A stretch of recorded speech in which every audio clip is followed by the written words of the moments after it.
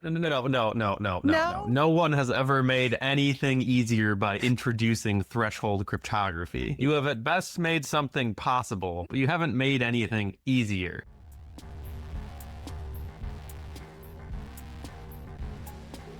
Hello, welcome to Security, Cryptography, whatever. I'm Deirdre. I'm David. I'm pretty amused right now. That's Thomas. And today we have a special guest. Hi, Matt Bernhard. Hi there. It's great to be here. Thanks. We invited Matt on today because there was a very funny thing that happened in the world of cryptography this past week. You're shooting too low. This was in the New York Times. That's true. Okay, yes. So I think they were in the New York Times because of my tweet. This all stems from my tweet. Are you sure? I didn't see your tweet. I've decided to be confident about this fact. So I didn't even know you tweeted. Me either. But I smashed my phone, so I'm all out of the loop on Twitter at least. So the International Association of Cryptographic Research or Cryptologic Research, The Logic. Yes, the IACR holds, what is it, annual or semi-annual elections for roles within that organization. IACR runs a bunch of the major crypto conferences. So these are like the people that manage that whole enterprise. They have elections of all their members, to elect directors of the organization and a president and a bunch of other things like that. They just held their election, which I found out because they emailed me to say that the election had failed due to the fact that one of the trustees of the election lost the cryptographic key that was required to decrypt the results. So they ran the entire election, but are unable to decrypt it because somebody lost a USB key. That's what happened. Or the file that was on the USB key or something I choose to believe that it is a USB key that holds the threshold key required to decrypt the IACR election. They use a system called Helios. Yes. For this whole scheme. And I guess Helios has been used for other things besides this election. Yes, they've been using Helios for a long, long time, and I've used Helios in other election thingies and Helios has been used and it's been around for over 15 years. But this one was very funny because it's the cryptographers can't decrypt. So we're going to get into the Helios details and online elections and all that, but I think like a better place to start out with is just what the IACR is. So I'd like to start with the fact that I'm pretty sure half the internet now believes that every protocol ever presented at an IACR conference is now backdoored by the NSA. They're just papers. That was true of the post-quantum cryptography competition too, and all of that stuff is backdoored. All of it. This is an actual, all of it. Yeah, this is an actual bogus election. This is like the January 6th of cryptography. The count was in fact stopped. Somebody didn't like the way that count was going. What are they hiding from us? So Deirdre, can you help me understand more? I happen to be a member of the IACR, and the reason for that is I went to meet David and Deirdre at Real World Crypto, which is the best of all of the annual cryptography events, right? Last year it was held, was it last year? I think it was last year. 2 years ago. 2 years ago. Well, a year and a half ago. Okay. It was held in Toronto, which is like a driving distance from my place. So we drove up, I picked up David on the way, and then we went to Real World Crypto. To get into RWC, I was required to join the IACR. David disputes that this was a requirement, but I remember distinctly not wanting to be a member of the IACR, or rather feeling that it would have no value to me to be a member of this organization. And yet, I am a member, and I know that because I was told A, to vote, and B, the vote didn't work. So you guys could read me in a little bit more about what this organization actually does and really what the implications of the vote are. It's just another academic body that runs conferences and lets you. So the flag, the tent poles for being a academic cryptographer is the Crypto Conference, which is held in Santa Barbara every year, and that's been going for 40 years now, I think. Eurocrypt, which is in a different place in Europe or every year, and now AsiaCrypt, and those are the big three. They're considered some like the most prestigious academic, like not purely theoretical, but like straight up cryptography, cryptology, and a little bit of attack stuff in the world. There are other venues where you can do more applied stuff that's more of like a security bent, but for straight up cryptographers who are doing straight up academic cryptography, those venues run and operated by the IACR. Is where it's at. And then they added the Real World Crypto Symposium over 10 years ago now, and that became very, very popular because it's not a place where you submit papers and get published in peer review, but you submit presentations, and they also get reviewed for quality and relevance. And it also appeals to people in industry who may not be publishing cryptography papers, but they're very interested in how this stuff gets deployed and results that affect the real world. RWC is the good one because it's where most of the good attack presentations get published, or at least most of the good. Real World Crypto is just the worst MTV reality show. I remember it not being an especially good MTV reality show. Do the directors of the IACR pick the program committees for RWC? I think you have chair of the actual conference and the actual symposium. You have several chairs, and they help choose the program committee, and they help us try to find them. Because, for example, for crypto, Eurocrypt, and AsiaCrypt, you may need 100 people to be on the program committee because there are just so many submissions to review. I think it's smaller for Real World Crypto to review submissions because it's not full on papers. It's presentations. And then there's a bunch of other smaller conferences for for IACR. And then the other thing the IACR does, they run the ePrint Cryptology archive. It's basically archive, where you published all sorts of, preprint papers from all over science in academia. But IACR and the cryptographers basically have their own, and we don't know why. They just aren't on archive like every other field, but they do, and that is a really good place to keep up to date on the latest developments in academic cryptography, because basically everyone submits a paper there, whether it's just an idea or a very important result that they want to see everyone to see. So IACR runs the three most important conferences in cryptography. Conferences where papers are peer-reviewed and published. And then they also run Real World Crypto, which is very important for more applied industry stuff. So in the field, they're doing essentially the same thing that ACM does for computer science, or Usenix, or Springer for the other sciences that are even worse at the stuff. Springer's a publisher, but ACM and Usenix, correct. Yes. It's specific to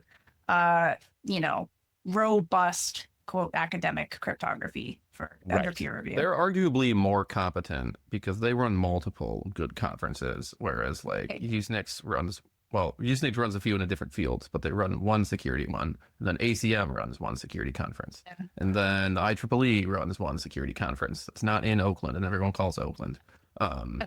But the IACR manages to run more than one top-tier cryptography conference, which is actually kind of impressive for an organization to do. Okay, this makes sense. So, I still don't know why the New York Times cares about the vote. I do get the the funny part. Let's see. It's a fellow. It's a person, an early career journalist that got a break on this story. There's a little blurb about it at the bottom of it. I'm sure they're great. I'm just saying there's a little blurb about this at the bottom. I too was wondering whether this was a beat reporter at the New York Times that found this out. But no, apparently not. The person who's assigned to cryptography the whole time. Well, I mean, there's people that are assigned to the internet or computer security. Those are topics that actually get covered. I think the entire angle on this story is just that it's really funny. I literally, cryptographers have a fancy way of doing their elections with fancy cryptography, and even the cryptographers can't hold on to their keys to do their fancy decryption. I think that's it. Among the four of us, can anybody competently describe how the system roughly works?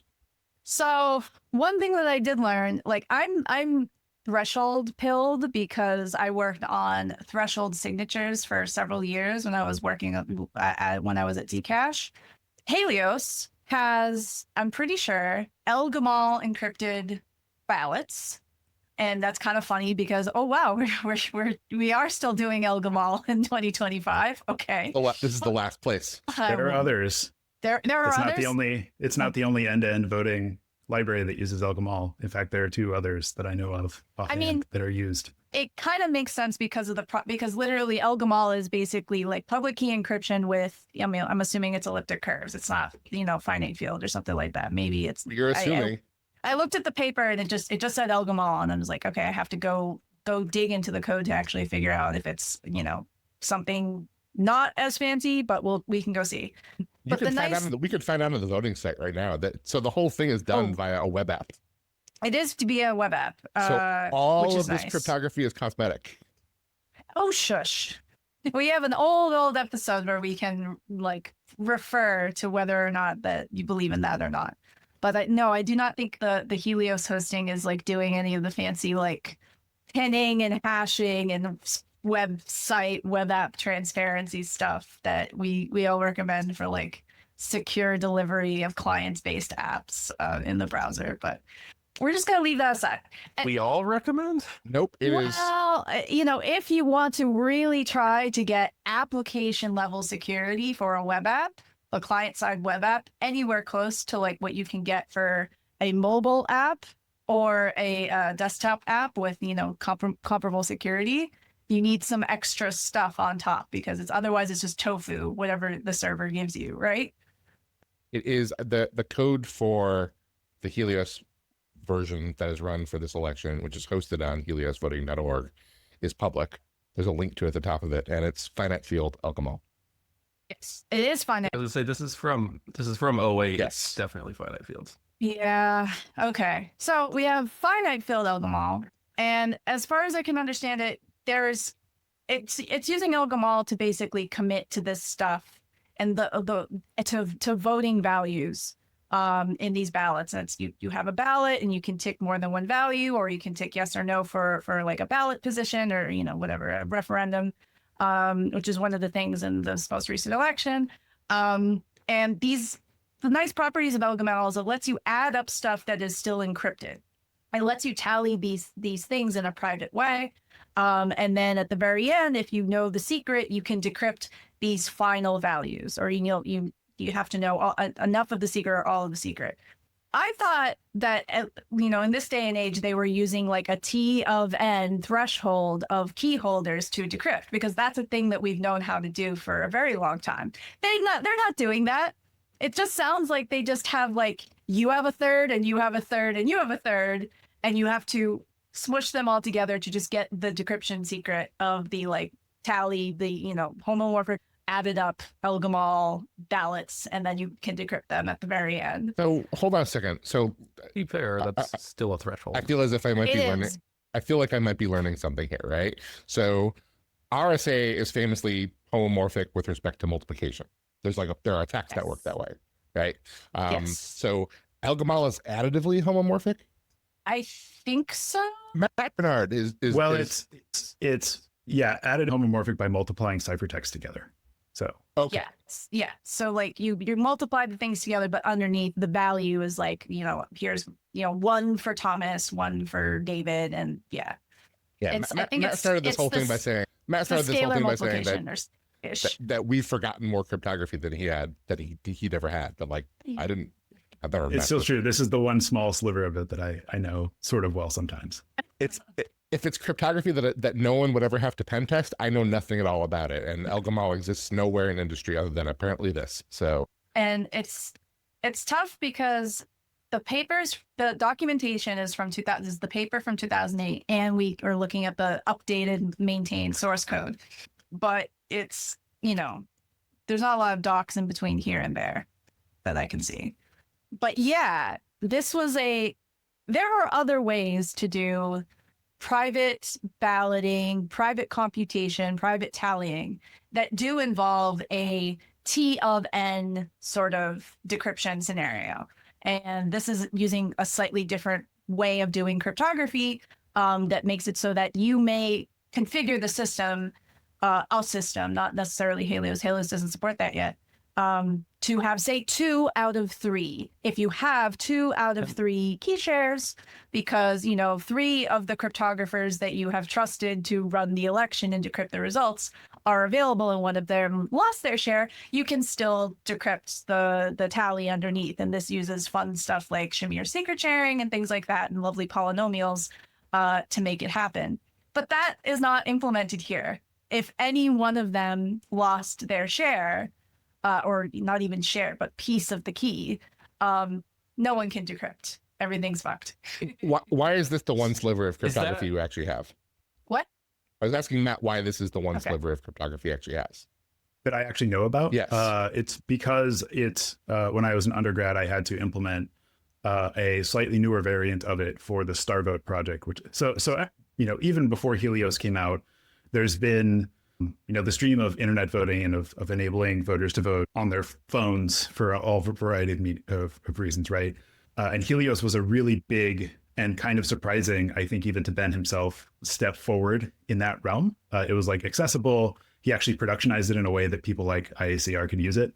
But it did have some very obvious and serious drawbacks. And so a bunch of people in the academic community picked it up and ran with it pretty much immediately. Like there are, pretty sure, forks of the Helios GitHub that have threshold fully implemented, right? Oh, cool. There are and there've been, maybe not dozens, but a dozen papers written about how to do certain things with Helios. And they're still being published today, right? Like there are new attacks on Helios all the time. But there are other systems that have come out since then. Starvote was one that, like Ron Rivest and a bunch of folks worked on. Election Guard is probably the biggest name right now in our industry, in the elections industry, that came out of Microsoft. It was Josh Benelo who, way back in the 80s, wrote his PhD dissertation on how to do basically what Helios is. And then, with mixed-nets at the time, and then it's come forward a lot. So that's a thing that I didn't realize was built into Helios. I thought Helios was just homomorphic stuff, like the niceness of the underlying. I didn't think it was some fancy schmancy, fully homomorphic encryption going on, but I knew that there was, leveraging the homomorphic properties of whatever the math was under the hood to tally the stuff up. But it does involve some sort of mixing as well to give you more anonymity. Can you tell us a little bit about that? Yeah, that I'm not super clear on. Okay. The kind of off the cuff read of it that I can give is, when you're tallying the mixed-net, typically, and I think Helios publishes a bulletin board of ballots too, right? So when you vote, your vote gets encrypted into a homomorphic ciphertext that when they run the tally, they multiply the ciphertext together and then decrypt the final tally. But they also publish the encryptions of all the ballots, yes, individually, right? I just cast my vote before we started recording, and you see the whole bulletin board of all the votes that are there. Right. And so theoretically, after the election is run, the administrators can provide a way to decrypt, to sum and decrypt, right? You can implement your own verifier is what they call, what this is typically called. And I don't think Helios does it, but newer systems have NISIX and other fancy things that you can do to, you can prove that this contest was a vote for one. And so there's only one valid vote in this ciphertext and all that stuff. I don't know that Helios does that or not. I don't see anything to indicate that. And especially because if it has to be completely in the browser, that sounds doable. I know that fancy cryptocurrency wallets will be able it's doable. to do it, but I don't, I have a feeling that's just not going to be supported in this source tree. Circa 2008. Yeah. Yeah. Or even that sounds like a big chunk. That's a big upgrade and a big chunk of work. And I think it's Ben Adida, who is the creator of Helios. He's still maintaining it just sort of in his copious spare time. I don't know if that would be supported, but having real zero knowledge proofs, or at least some sort of maybe not a ZK snark or some sort of proof on top of it, I think would be a very cool evolution of these sort of systems. But yeah, they have some independent implementations to audit all the ciphertext for ballots, which is cool. I don't know if anyone uses them.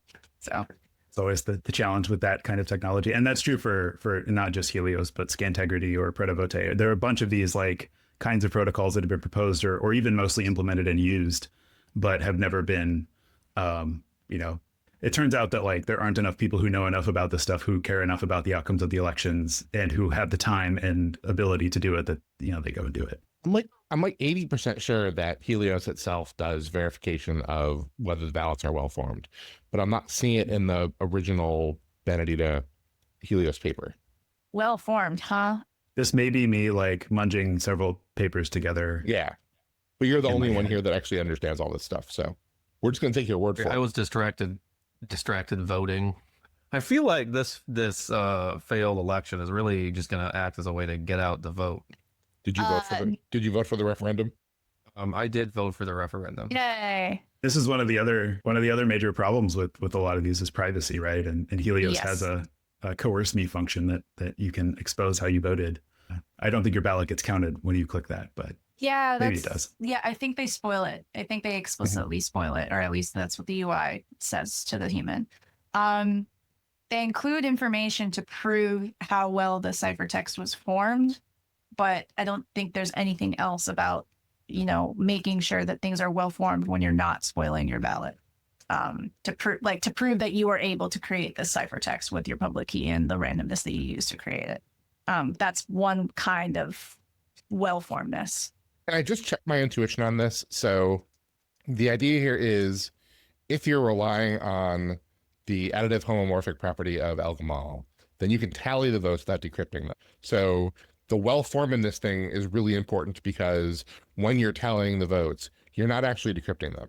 You're just trusting that whatever's in there. So if it's like a pick 2 of 3, then you really care about whether somebody like did 3 of 3 instead of 2 of 3 or whatever, right? And so some kind of system would have to get built to let you check, you know, let you verify the integrity of the votes themselves to make the system secure. Is that because you can do all kinds of things, like have, you know, -5 votes for a candidate or something in a ciphertext that cancel out votes, or, you know. It seems like a hard problem to, well, I don't know about the specifics of finite field Al-Gamal, but it does seem like a difficult problem to verify anything about a ciphertext until you actually have like you have like the plain text and the inputs and the randomness and like a public key or something like that in the ciphertext. Otherwise, you just have a ciphertext. And as long as it's like in a range, like you can't really say much about it until you can actually decrypt it, right? Yeah, there's typically several, like in the systems that do publish proofs, there's like several components, like the cipher, we call it the ciphertext, but really it's like 4 different things that get published. And it's, there's like a commitment and some other stuff that I'm a little vague on at the moment, but. Okay, that sounds better, because there are other systems that use these homomorphic properties like Zcash, where you're doing all of these balance computations of like, I'm trying to spend a note and I'm going to send it to this thing. And, you know, here's all the balances that are, you know, fully encrypted on chain. But you're doing all this other stuff at the same time. You're doing a full ZK snark about with witnesses of all the inputs, and you have knowledge of your spending key authority and like all this sort of stuff, along with all of these little commitments. And those commitments are with elliptic curves that let you get a lot of that stuff, quote, for free. Yeah, and that's actually sort of the central problem in voting in particular, is like you both have kind of an extreme need for privacy and also an extreme need for public transparency, right? A way to like you can't allow any voter to prove how they voted in most constructions, because it leads to things like vote buying, or, you know, vote my way or I'm going to break your kneecaps or whatever. But if you don't have that, it's really hard to prove later that everything was well formed. Especially if you're doing like homomorphic, you know, that kind of thing.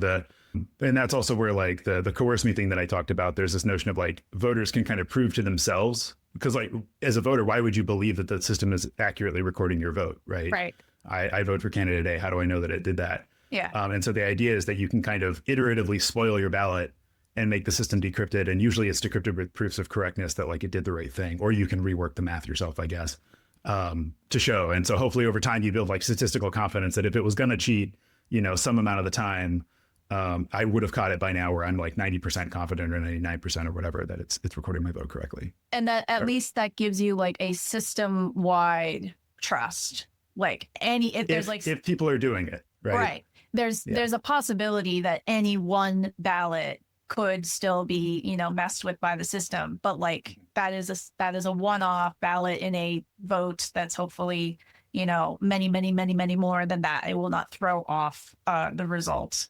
Yeah. And this kind of gets into the difficulty of voting with any technology that's not just, here is my paper ballot. Here it is. Go figure out how I created it myself. Maybe I used my pen. Maybe I used some, assistive device to produce my marked paper ballot, and I hand it in to somebody either by mail or literally handing it to a human being at at my local precinct. Putting it into the thing that counts it yourself, right? Exactly. Yeah. And in theory, if the computer who is counting my ballot and scanning my ballot is just totally fucked up and full of malware or something like that, you still just have a big pile of paper ballots that I saw with my human eyes, or my human senses, that I produced a ballot and then I gave it to you. And then all of these other dynamics about transparency, but privacy, but also I can't prove I voted a certain way, but I know I voted a certain way because I voted and I handed you my vote. All of these dynamics are part of why voting online or voting digitally or remotely or even with encryption is a harder problem than basically anything else that we do online, including banking, including cryptocurrency, weird private cryptocurrency. Are we getting any closer? We can skip Helios, but are we getting any closer to something that we feel pretty good about? Gives us anything close to the kind of the feel good nature of, here's my paper ballot that I produced somehow and handed to a human. Yeah, I think in the US, maybe. Cool. In many countries, not as much. So it's US elections are ridiculously complicated compared to most of the world. We have hundreds of items on ballots, whereas if you vote in Germany, for example, maybe there's 2 or 3 contests on your ballot at a time, which is why when people say we should hand count or that kind of thing, it also doesn't really make a ton of sense. Yeah. Germany, I picked them for a specific reason. I believe it's their constitution has explicitly says no election can be held with technology that the average German couldn't understand. And so that's where homomorphic encryption gone, right? Yeah. In the US, because we vote for so many things, we vote for dog catcher, right? In some jurisdictions, we have to use technology to administer elections, right? It's not really optional. We vote for lots of things. We have lots of different languages. We're a very diverse population. We have the Americans with Disabilities Act that guarantees, your right to, and the Help America Vote Act, which tie together to, if you're a blind voter, for example, you have to be offered the same voting experience that everybody else gets. As it turns out, that doesn't work very well in practice. But because of all that stuff, we have to use computers in some facility, right? And so we have a lot of robust methods to use computers and check them that all rely on right now on paper ballots, right? As you mentioned. And so internet voting is still, I think, a long way off. We're a lot closer to it than we were in 2008, right? When Helios came out. But there's still so many, even just the specific cryptographic challenges are pale in comparison to all the other problems that we have, right? To not every voter has a smartphone, to the coercion problem, right? If I can, and this is actually true for absentee voting at home as well, to some extent, right? Where if you're filling out your ballot not in a booth that is under watch of poll workers or whatever, you could be coerced. And even if you are, right, we have smartphones now, so you can take a picture of your ballot as it goes into the scanner or something, which may or may not be legal depending on where you live. It's complicated. But there's that stuff. So I'm voting on my phone. I also have client-side malware on my phone that's watching me vote. You're creating a single point of failure. So there's one server or many servers that are taking in votes. What if they go down on election day? What if Cloudflare or Amazon or Microsoft have an outage? Let's say, just to pick an example totally at random that's never happened before. So there's all of these kind of problems that stack up on each other, that it's not even just the public evidence secret ballot problem. Specifically, there's so many other challenges that we're maybe starting to kind of solve in some ways, but not really robustly enough for everyone to vote, right? If it becomes the single, if a few people are doing it, it's probably okay because the margins are going to be wide enough or whatever. But there are substantial challenges. Yeah. And there is legislation on a lot of, different jurisdictions, books of there is one voting day, like you must vote on a day, and maybe they have absentee ballots or something like that, but like everything else is like you have a single day, it must not fail. Right. Like, what do you do if someone, Which, DS's some critical service and, et cetera, et cetera. And so, which happens, right? I mean, that's what causes lines at polling places, right? It's not just, there's all manner of crazy things that happen. But the fun fact is many jurisdictions in the US, and not just here, Canada also has this as well, and a couple of other countries, Estonia's also at the top of the list, also require internet voting for certain voters. If you are on a battleship overseas, right? Or you're in an active war zone or just in a country that doesn't have robust mail, we can't mail you a ballot. It's not going to get there in time. And even if it does, it's not going to get back to us in time. So, internet voting, scare quotes, right, has been a thing in the US for 20 or 30 years. But what it has meant historically is I'm going to fax my ballot or maybe email a PDF of my ballot, right? Oh, gosh. And so we are getting closer to making that situation better, right? Because like, we can talk about, homomorphic encryption all day, but if you're faxing your ballot at the end of the day, like, so we are getting that is already getting better just because it has to, right? Like it's too big to fail or whatever you want to call it. I honest to God don't hate the idea of like filling out a PDF of my ballot and like sending it somewhere. Like I don't like security wise, reliability wise, even privacy wise to a degree. I don't mind that much. Like all this other stuff, I'm just like, we're gonna fuck that up. Something's gonna go wrong. But like literally, like here's my ballot. I emailed it or I digitally faxed it. Like there has to be some sort of digital service that gets between the turns my PDF into like a dial tone on the back end to fax it to a number.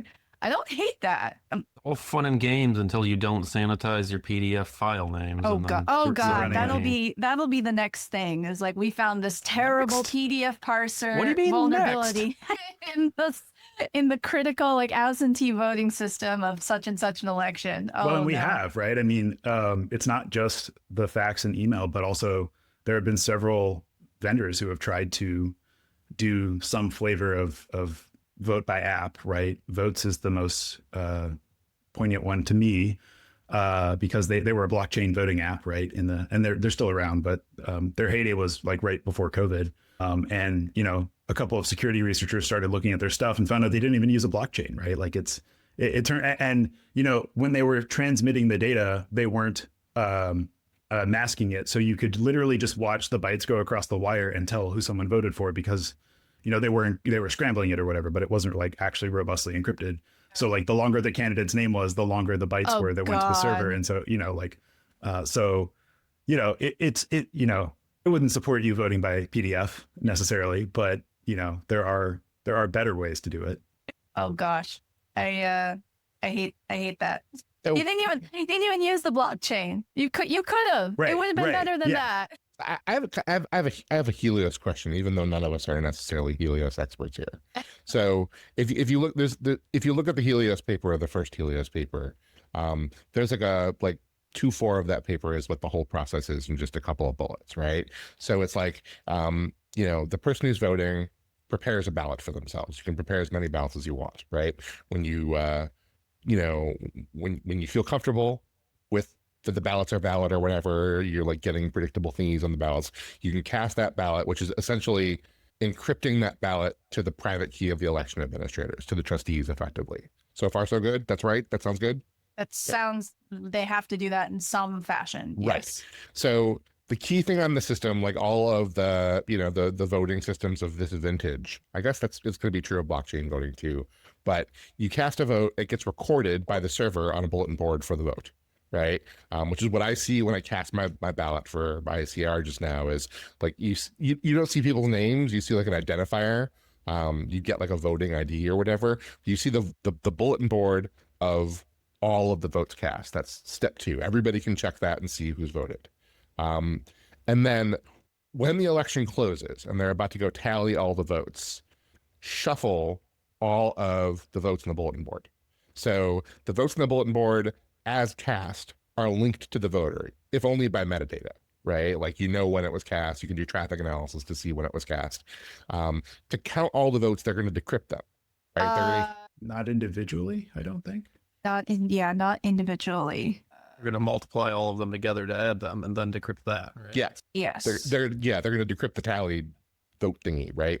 So like they do the shuffle step because they don't want to be operating directly on the bulletin board entries, which are linked to the the identities of the voters, which is why they have all this mechanism to do the shuffle and then to produce a proof that there was a shuffle, which seems like a big part of the core of the system is like the verifiable shuffle.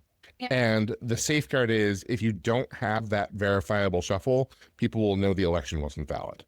They'll just say it wasn't, right? But if you skip the shuffle, you can violate the privacy of everybody that voted.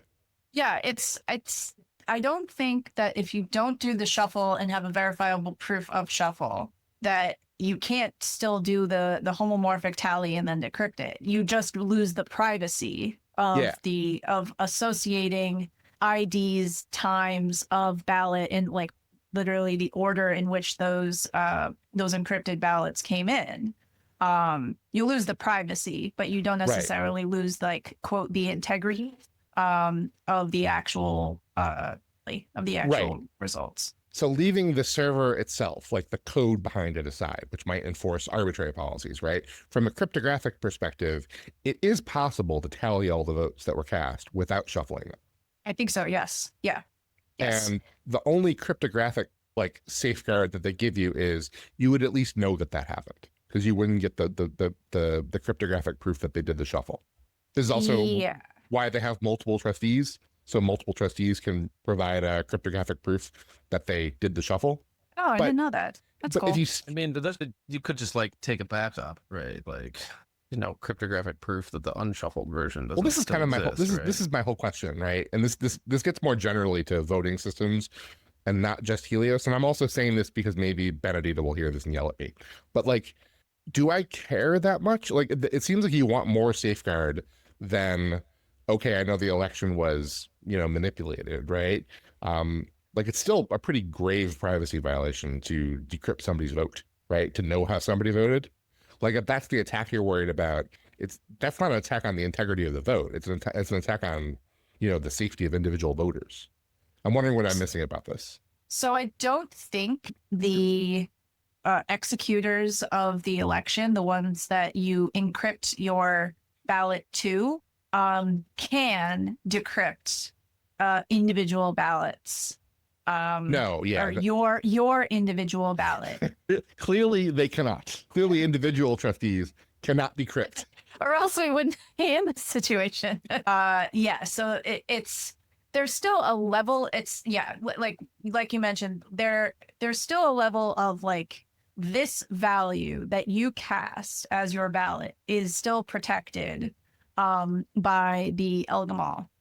The fact that you can get a lot of metadata about the voters and when they voted and at what time they voted, and you can associate this encrypted ballot was cast first, and based on those server logs we can see that it was cast from somewhere in European Central Time or whatever, or somebody tweeted, hey, I just voted in the so it's I think it's that sort of thing, but I do not think you can decrypt literally what the very first vote cast by someone who tweeted that they did that, what the value of that vote is. Well, if you didn't do the shuffle, right, like just assume you're doing everything homomorphically, right, you'd still know roughly what the votes were, right, because you know the before and after state of each one of the. Yeah, so you're all making faces at me. Let the record show for people listening to this, they're all making weird faces at me. I'm with you. So I guess you could just homomorphic with all but one. Yeah, like like in theory, you could just be like, cool, the vote, like one vote cast, decrypt the entire thing. Right, Two votes cast, decrypt the entire thing, and so on and so on. Yeah, Yes. so like, and like, this is not like a new attack on the system. Like, this is the whole reason they do the You shuffle. would need all three. Yes, you would. Trustees Yes. You still need all the shards or whatever. The 3 of 3. I'm not even fully sure if it's 3 of 3 or if it's. I think it's literal. Like this version of Helios is literally it's just like 3. It's just like I need this chunk. It's not even like 3 of 3. With Shamir polynomials under the hood. It's just everyone gets a third. Yeah, I think so. Okay. I think even so. if you, yeah, okay. So even if you wanted to, even if you wanted to break the whole election and violate somebody's privacy, you need to get all 3 trustees to do it. After you did that, there'd be cryptographic proof that happened, or at least there'd be cryptographic proof that you didn't do the shuffle. But as long as any of the trustees are doing the No, shuffle, there wouldn't be cryptographic proof that you did the shuffle. right? That's what I mean. Yes. So Okay. the Wikipedia page says 2.0 Helios abandoned the shuffle and switched to a homomorphic encryption scheme to make sure that that was kept private. So we may be Great out of job. date. You could still do this because couldn't you still like decrypt as you went, and then at the end you still have the original ciphertext, just add them all together and decrypt the final tally, or do the shuffle or whatever, right? Yes, I think so. So I think there's like 2 things going on here. Yes. One is the privacy concern, and one is the integrity. yeah. To Much of it- maintain the privacy on this Yeah. podcast, we'll have an indeterminate amount of time in between when we record this episode and when we release it. So you can't figure out which vote came from me and Thomas. We'll provide So much some have sort a, of yeah. non-interactive zero knowledge proof that we, of the time. I don't know, something like that. You just message Deirdre and she says yes or no, depending on if you're on the right or left side at the time. I just like understanding why there are 3 trustees and how they're actually like what the roles of these people are, or what the Yeah. roles of these components in the system are. But one trustee always tells the truth. One trustee always tells lies. 2 trustees, 3 trustees is a party, right? What's the All of them are trying to cross the river to get to real world crypto, but trustee one of them one has a will wolf, eat? Yeah. and one of them has a chicken. One of them threw their USB stick in the lake. I think what I heard is literally there was a file and it got saved down somewhere and they just couldn't find it. I wish it was just literally there's a USB stick and I have to plug it in and I can't find it anymore. Yeah, the shuffling thing is still confusing to me in that, because does the paper talk about Elgamal? The 2008 paper does. Yeah, it does. Okay. Well, I'm just impressed Ben has maintained a Python project for 17 years. That's pretty good. A solid Django project. Were we even on Python 2.7 in 2008? I don't think so. Might have been 2.5 still, or 2.3, 2.4. So unfortunately, even if we do the fancy whiz-bang version with fully homomorphic encryption and threshold decryption and 2 of n, or however T of n for actually decrypting the ballots, the full tally and everything like that, it still reduces down to you have a key and you gotta maintain that key. It sounds like a very human issue that we just don't quite have a good way to solve. So I don't know, Matt, you seem to have the most experience in this field. Are we getting anywhere into a future where don't lose this key is not just the root of all of our problems? I think it always devolves to somebody maintaining an X509 cert in an HSM somewhere and then deriving keys from there. I don't really know. Yeah. I do think that the actually getting threshold encryption, threshold whatever, working helps, so that if you lose one piece, you're not totally fucked. You can have a configurable T of n. The trouble is that actually setting up all of those thresholdized keys is a whole other rigmarole. You can have a trusted dealer usually, and that's maybe if you all sit in one place and you do it and you just trust each other, you could just do that. But if you're not, you either have to send them via some other secure confidential channel authenticated channel That's that you another trust. key bootstrapping problem. Yep. Yeah. Mhm. Or you do some sort of fancy distributed key generation thing, which is very, it's very popular, and they try to make that happen in kind of the blockchain world, where you don't really trust each other, and you don't want to have any centralized trusted authority who's generating keys and handing them out.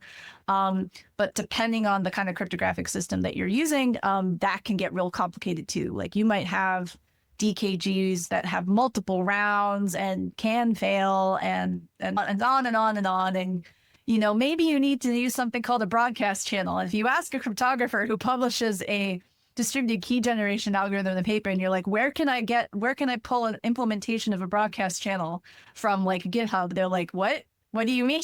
Because that thing doesn't exist. So, to quote Lee Kistner, cryptography tends to take security or other problems and turn them into key management problems. And it continues even down the rabbit hole of the threshold stuff, which in theory would help mitigate the someone loses their part of the key thing to a point. And I don't know if we might be improving it a little bit, but not completely. Yeah, I mean, I can say like Election Guard does threshold, it does K of N or T of N. And yeah, you literally sit in a room with your Microsoft Surface tablets. All the trustees come and they do a key generation ceremony. So it doesn't really get better than that as far as I can tell. What is Election Guard? Yeah. Sorry. Yeah. So Election Guard is an open source specification and implementation of end-to-end. So Helios is like classified as an end-to-end verifiable voting system.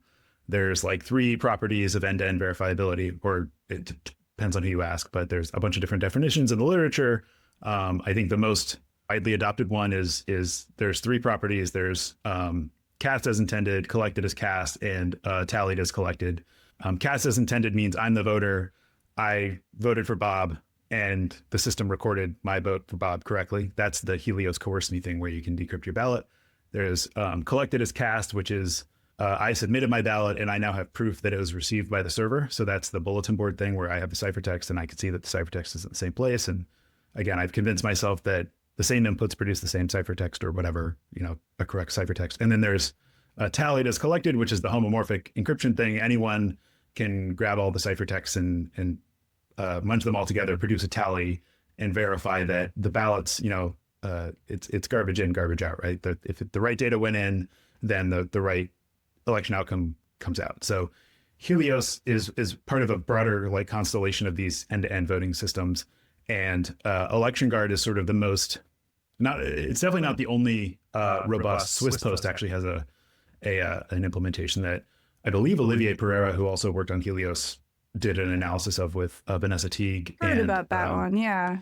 Yeah, and they found a bunch of problems. They went through an open process because they're it's a governmental process, so they had to submit for feedback and all that kind of stuff.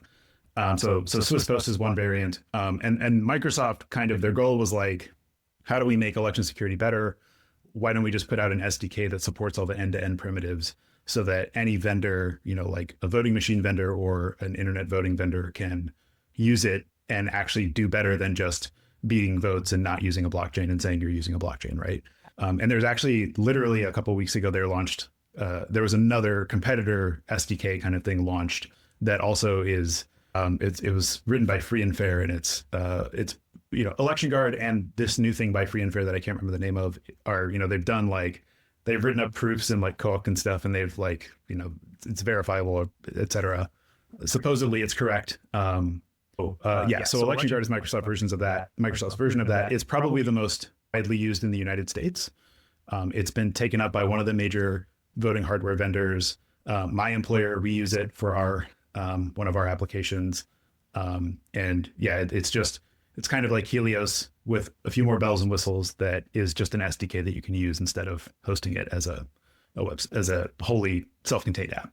So if it's an SDK, like, is there like, how does it fit into some sort of backend, or is it just sort of like all sitting on, basically like a PC that you sit in your precinct or something like that? Yeah. So there's many different ways you can run it, right? So there's that is one of them. And I think that's what like Heart InterCivic, the vendor that has integrated it. And VotingWorks actually also did a pilot with it as well, where you have, there is an Election Guard app that is what does the key ceremony and all that stuff and exports the cryptographic material.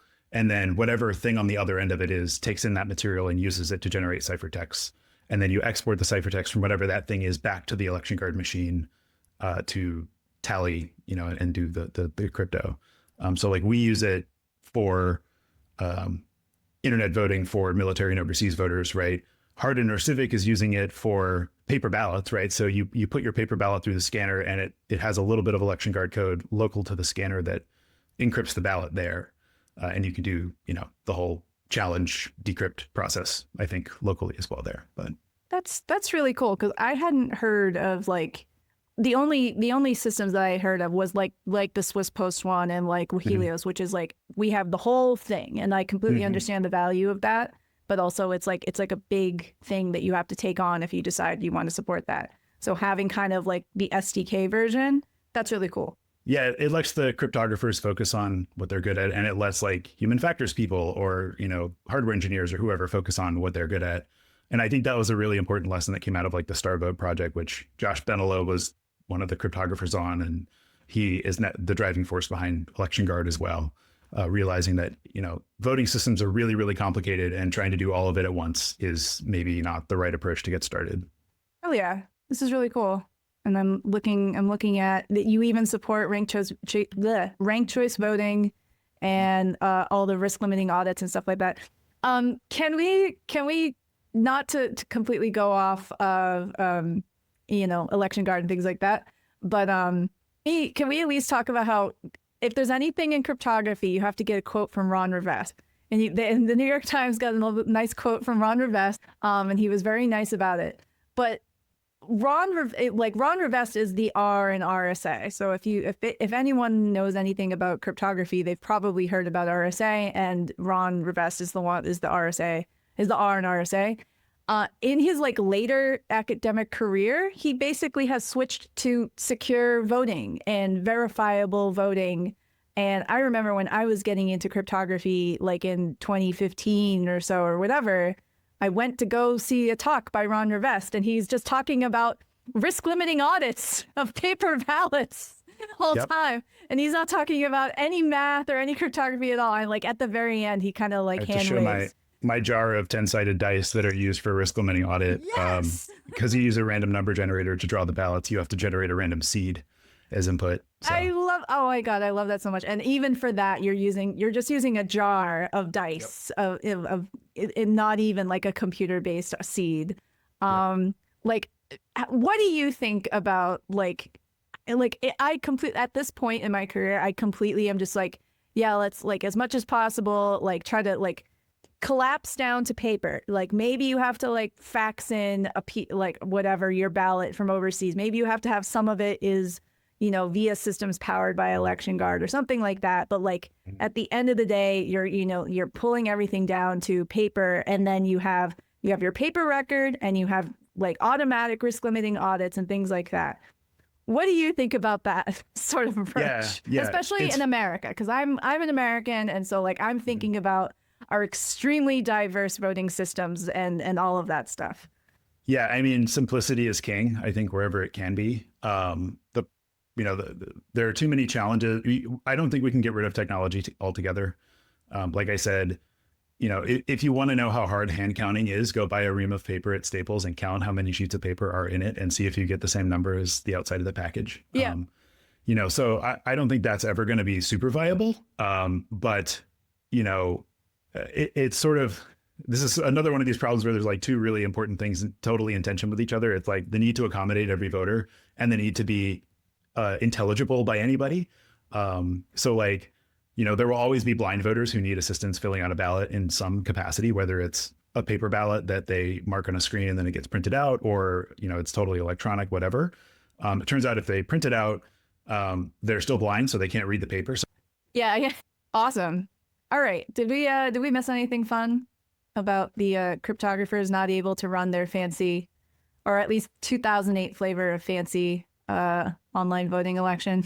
We kind of touched on like voting is a very social process, and there's a lot of other things that we do online or do like extremely assisted by technology that like it's different. Like you want to talk to your bank, you want to do banking online, like cool, that's between you and your bank making recommendations of specific, you know, we have very powerful cryptography and technology that we can try to apply, but sometimes that's not the important thing. It's all these other social dynamics that matter a lot more to trust in the system.